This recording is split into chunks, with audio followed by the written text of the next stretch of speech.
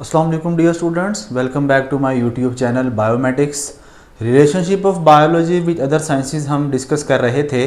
आज हम उसके आगे से डिस्कस करेंगे जो रिमेनिंग पोर्शन रह गया था। सबसे पहले हमारे पास बायोफिज़िक्स आती है। ये दो वर्ड्स पर मुश्तमिल है, बायो एंड फिज़िक्स। जब हम फिज़िक्स को यूज़ करते हुए बायोलॉजिकल फिनोमिना की, बायोलॉजिकल प्रोसेस की हम स्टडी करते हैं, उसी को हम बायोफिज़िक्स का नाम देते हैं। फॉर एग्जाम्पल आपकी बुक में दिया हुआ है working of lever in physics and working of human limbs are similar in working. देखते हैं हम। लेट्स सपोज सबसे पहले हम ये देखते हैं लीवर क्या होता है। लीवर किसी भी एक रॉड को कहते हैं जिसके ऊपर फोर्स लगाएं और वो मूवमेंट शो करे। जिस तरह आपने शीशा देखा है, शीशा में एक तरफ वेट लगता है और दूसरी तरफ फोर्स लगती है और सेंटर में इसके एक्सिस होता है। इसी तरह हमारे ह्यूमन लिम्स में, जो कि 4 लिम्स है, यहाँ पर फोर्स लगती है मसल्स पर। लिवर जो है वो बोन लिवर के तौर पर काम करता है और जॉइंट एक्सिस के तौर पर काम करता है। इट मीन्स दैट लीवर में भी 3 चीज़ें हैं और हमारे 4 लिम्ब में भी 3 चीज़ें एक्ट कर रही हैं। फर्स्ट फोर्स, सेकंड एक्सिस और थर्ड वेट। और ये लिवर जो है वो रॉड लिवर के तौर पर काम कर रहा है। इसी तरह हमारे मसल्स में जो फोर्स लगती है, हमारा जो हैंड है उसके ऊपर जो है वेट आता है और ये एक्सिस जो जॉइंट जो कि एक्सिस के तौर पर काम कर रहा है। इट मीन दैट कि जिस तरह लीवर काम करता है, वेट के यहाँ पर लगने से फोर्स ऊपर की तरफ लगती है और सेंटर में एक्सिस होता है जिसके अराउंड मूवमेंट होती है। इसी तरह हमारा जो जॉइंट है वो भी एक्सिस के तौर पर काम करता है जिसके अराउंड मूवमेंट हो रही है और एक साइड पर फोर्स और दूसरी साइड पर जो है वो वेट है। इट मीन्स दैट ये वेट, ये फोर्स, ये मूवमेंट, ये एक्सिस, ये सारा फिजिक्स की टर्म्स हैं जो कि हम लिविंग ऑर्गेनिज्म में यूज़ कर रहे हैं। जब लिविंग ऑर्गेनिज्म में हम फिज़िक्स के असूलों को पढ़ते हैं, फिज़िक्स के प्रिंसिपल्स को पढ़ते हैं, इसी को बायोफिज़िक्स कहते हैं। मिसाल मैंने आपको समझा दी है। मैंने यहाँ पर 2 टर्म लिखी हुई हैं। ओरिजिन के ये वो पॉइंट है जहाँ पर हमारा मसल्स किसी इमूवेबल बोन के साथ अटैच हो। फॉर एग्जांपल ये मेरा मसल्स है और ये मेरे इमूवेबल बोन है जो मूव नहीं करती, उसके साथ अटैच है, जिसको हम कहते हैं ओरिजिन। सेकंड हमारे पास इंसर्शन होता है मसल्स का वो पॉइंट जो मूवेबल बोन के साथ अटैच हो, दैट इज कॉल्ड इंसर्शन। उम्मीद है बायोफिजिक्स की आपको समझ आ गई होगी। नेक्स्ट हमारे पास कंप्यूटेशनल बायोलॉजी है। कंप्यूटेशनल बायोलॉजी को पढ़ने से पहले आपको स्टूडेंट्स कुछ टर्म का पता होना ज़रूरी है। What is computer simulation, what is algorithm and what is mathematical models. सबसे पहले आपने देखना है कंप्यूटर सिमुलेशंस। आप लोगों ने ऑब्ज़र्व किया होगा कि आजकल जितने भी ड्राइविंग टेस्ट हो रहे हैं, ड्राइविंग ट्रेनिंग हो रही है, वो एक रूम बनाते हैं और उसमें कंप्यूटर सामने लगे हुए हैं और ड्राइवर सीट पर जाकर बैठता है और वो ट्रेनिंग वगैरह करता है। बेसिकली वो कंप्यूटर सिमुलेशंस को यूज़ करते हुए ट्रेनिंग कर रहा होता है।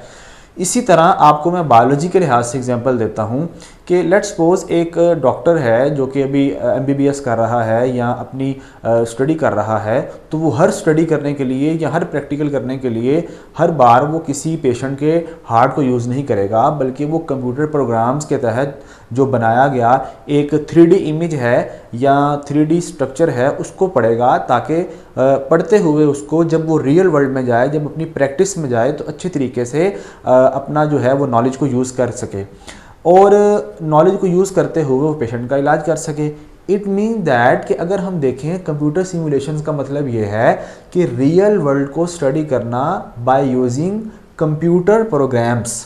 ठीक है, तो मीन्स आपको कंप्यूटर सिमुलेशन में आप कंप्यूटर के मॉडल को यूज़ करते हैं। इसी तरह मैथमेटिकल मॉडल की एग्जांपल मैंने आपको देनी है।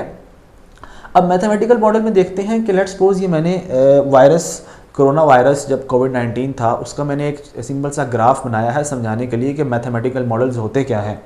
लेट्स सपोज अप्रैल में मैं यहाँ पर शो कर रहा हूँ कि ये जो ग्राफ की लाइनें हैं ये शो कर रही हैं कि जो आपके पास पेशेंट्स हैं कोरोना के, वो ज़्यादा हो रहे हैं या कम हो रहे हैं, वो कब कम हो रहे हैं, कब ज़्यादा हो रहे हैं। अप्रैल में लेट्स सपोज कम है, मई में ज़्यादा हो गए हैं 50,000 के करीब, जून में फिर कम हो गए हैं। ठीक है, और अगर हम देखें अगस्त में फिर ज़्यादा हो गए हैं। इट मीन दैट ये एक मैथमेटिकल मॉडल है जो बायोलॉजिकल फिनोमिना को, मतलब कोविड-19 एक बायोलॉजिकल प्रोसेस है, उसको रिप्रेजेंट कर रहा है।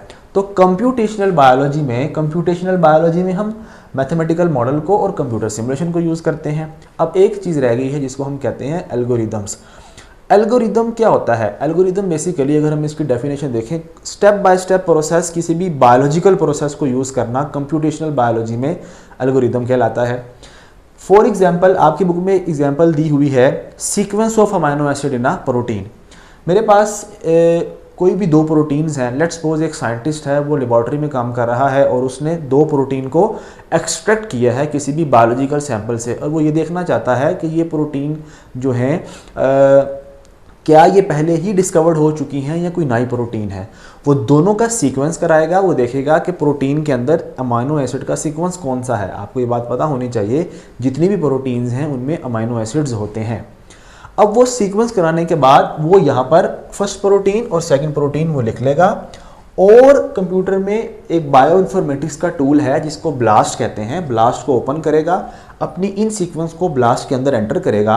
ब्लास्ट एक एल्गोरिदम को यूज़ करते हुए बताएगा कि ये जो आपने नई प्रोटीन डिस्कवर्ड की हैं, क्या ये पहले से मौजूद हैं बायोलॉजिकल डेटाबेस में या नहीं है। अगर बायोलॉजिकल डेटाबेस में या ब्लास्ट में पहले से वो मौजूद होंगी तो वो हमें बता देगा, अगर वो नहीं मौजूद होंगी वो भी हमें बता देगा। कैसे देखते हैं इसको? प्रोटीन वन देखें, ये प्रोटीन वो है जो हमने एंटर की है, प्रोटीन की अमाइनो एसिड का सीक्वेंस, और ये वो है जो ब्लास्ट में पहले से था। ये भी ब्लास्ट में पहले से था, ये वो प्रोटीन का सीक्वेंस है जो हमने ब्लास्ट में एंटर किया है। अब वो बता रहा है कि जो आपने प्रोटीन 1 एंटर की है वो बिल्कुल पहले से आइडेंटिफाइड है, पहले से उसकी सीक्वेंस का पता है, पहले से डिस्कवर्ड है। लेकिन जो आपने प्रोटीन 2 एंटर की है ब्लास्ट में, उसका कुछ पार्ट तो पहले से प्रोटीन जो डिस्कवर्ड है उसके साथ मिलता है, जिस तरह यहाँ पर एल और एल मिल रहा है, यहाँ पर ए और ए मिल रहा है।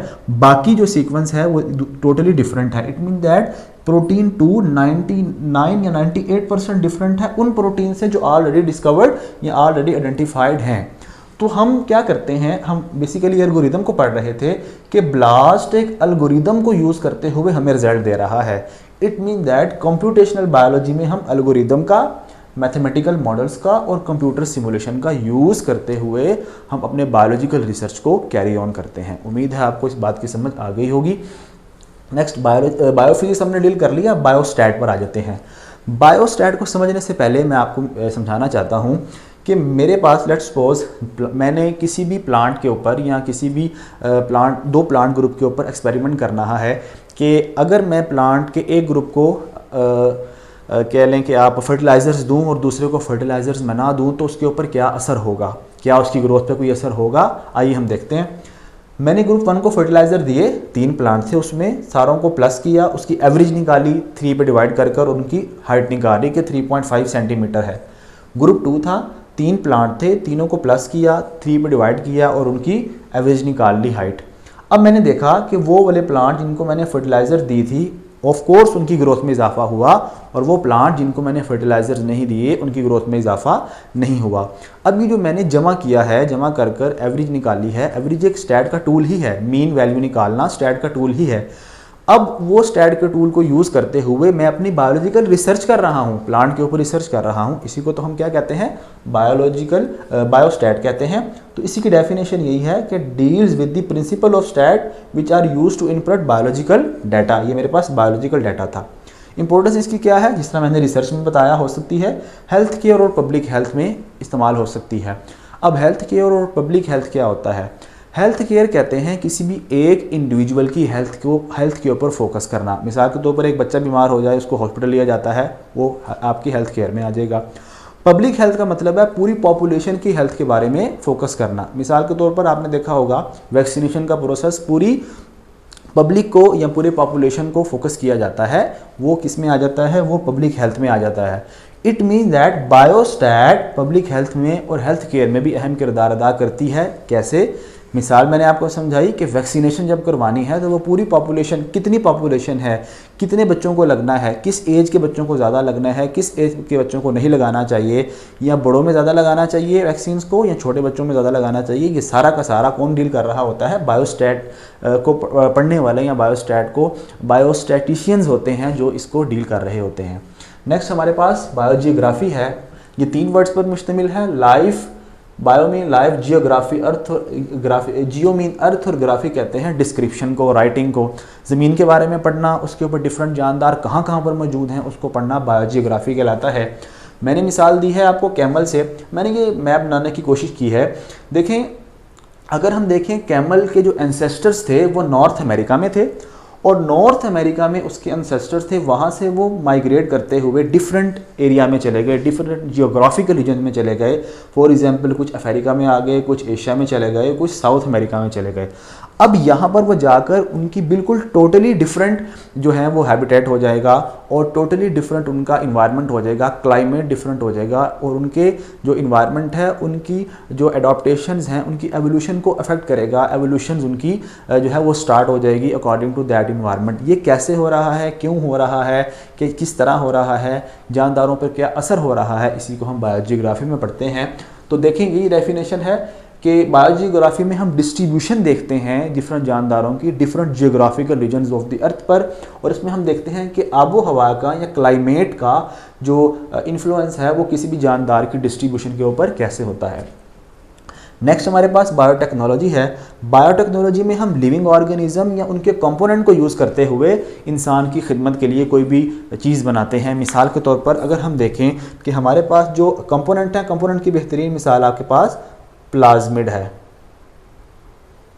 अब प्लाज्मिड क्या होते हैं? ये बेसिकली बैक्टीरिया के अंदर एक्स्ट्रा क्रोमोसोम होते हैं सर्कुलर, जो कि हम बायोटेक्नोलॉजी में यूज़ करते हैं। 10th में आप लोग इसके ऊपर डिटेल लेक्चर पढ़ेंगे। बेसिकली लिविंग ऑर्गेनिज्म की एग्जांपल देखें, कंपोनेंट की मैंने आपको एग्जांपल दी थी कि प्लाज्मिड को यूज़ करते हुए हम इंसुलिन की प्रोडक्शन करते हैं। लिविंग ऑर्गेनिज्म मिसाल के तौर पर यीस्ट वगैरह को यूज़ किया जाता है, सैकेरोमाइसिस सेरेवसाई जिसका साइंटिफिक नेम है, लैक्टोबैसिलस जो है, या दही जमाई जाती है, फर्मेंटेशन किया जाता है। ये सारा का सारा जो है ये हम माइक्रो ऑर्गेनिज्म को यूज़ करते हुए बायोटेक्नोलॉजी के तहत हम प्रोडक्शन करवा रहे हैं चीज़ों की। हेल्थ केयर बता दिया, इंसुलिन की प्रोडक्शन। इसी तरह इन्वायरमेंटल मैनेजमेंट, हम ऐसे बैक्टीरिया को बना रहे हैं जो बायो फर्टिलाइजर्स के तौर पर काम करते हैं। इट मीन्स दैट कि अगर हम पेस्ट रेजिस्टेंस को बल्कि पेस्ट रेजिस्टेंस तो वो अलग चीज़ आ जाती है, अगर हम फर्टिलाइज़र्स को यूज़ ना करें बल्कि हम बायो फर्टिलाइज़र को यूज़ करें तो इन्वायरमेंटल मैनेजमेंट की जा सकती है, इन्वायरमेंट में पोल्यूशन को कम किया जा सकता है। अब पोल्यूशन को कम करना, ये कि कैसे कम किया जाए इन्वायरमेंट से पोल्यूशन को, सारा का सारा इन्वायरमेंटल मैनेजमेंट में ही आता है। एक बार इसको रिवाइज कर लेते हैं। हमने कंप्यूटेशनल बायोलॉजी में ये 3 चीज़ें पढ़ी। एल्गोरिदम क्या होता है, मैथमेटिकल मॉडल क्या होते हैं, फिर मैंने आपको बताया ब्लास्ट एक टूल है जो एल्गोरिदम को यूज़ करते हुए हमें सीक्वेंस के बारे में बताता है अमाइनो एसिड्स की। फिर हमने मैथमेटिकल मॉडल देखा, लिवर की एग्जांपल देखी, बायोस्टैट की डेफिनेशन देखी, बायोजियोग्राफी देखा, और बाद में बायोटेक्नोलॉजी देखा। एक रह गई है बायोइकोनॉमिक्स, इंशाल्लाह उसको हम नेक्स्ट लेक्चर में डिस्कस करेंगे। आज के लिए इतना ही, अल्लाह हाफिज़। और कुछ स्टूडेंट्स मुझे ये कह रहे थे कि सर आप लोग ये बताएं कि इसमें से शॉर्ट कौन से हैं और लॉन्ग कौन से हैं। फ़िलहाल ये शॉर्ट आते हैं 2 नंबर के, अगर लॉन्ग आया तो वो एग्जामिनर आपको खुद बताएगा कि आपने कितने पॉइंट इसमें लिखने हैं। चैनल को लाइक करें, सब्सक्राइब करें, वीडियो को ज़्यादा से ज़्यादा शेयर करें। अब तक के लिए अल्लाह हाफिज़।